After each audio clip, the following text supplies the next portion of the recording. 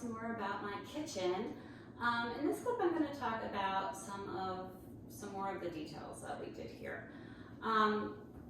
We chose to do an Avantium in our island to serve as our everyday microwave and as a second oven, since I didn't have space in this design for wall ovens.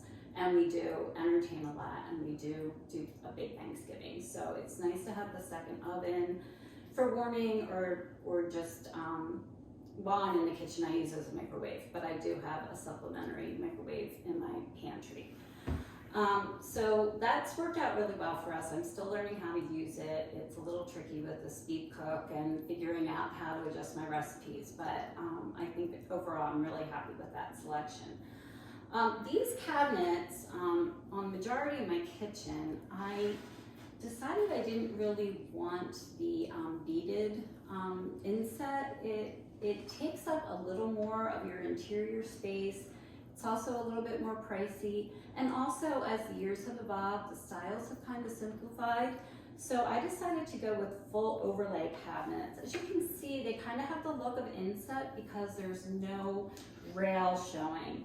So it's a really nice option. It's a little more affordable. It has a little less craftsmanship involved because there's a little more give than fitting inside the frame.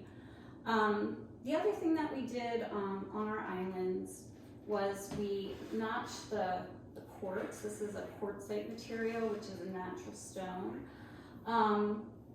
over the custom molding detail. Again, that is something that Bob is very appreciative of and really loves, that architectural detail.